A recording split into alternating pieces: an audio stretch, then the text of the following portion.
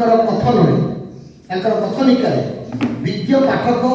विज्ञ गल्प आलोचक समालोचक एवं गवेषक मानक निश्चित यही अवबोध देव यही आशा और विश्वास सहित आम ये गल्प को बृहत संकलन को संपादन करने मनस्थ करूँ। धन्यवाद डॉक्टर सुनंदा मिश्र पंडा एवं डॉक्टर तन्मय पंडा को जी की सुदूर कानाडा थी निज तरफ वर्षे काल से मो सहित लगी जे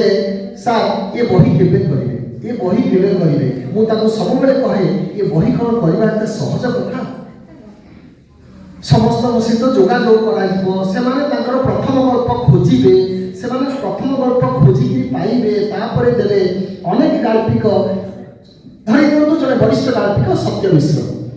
कहले भाई कौन करी कौन करी माने अर्थ ना मोर प्रथम गल्प लुप्त मु पाऊनी मु कहले आपण ताकू संकलन में स्थानित करिसथि कि ना ना मु कहले ताले भाबी नियंतु से गल्प आपण पे मृत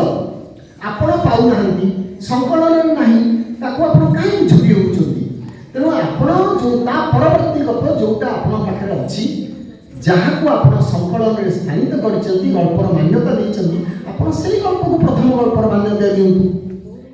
ठीक सेमिति किछि साहित्यिक जेमि तमलकांति मिश्र से खाली बाउली चाउली हेले मोर प्रथम गल्प किए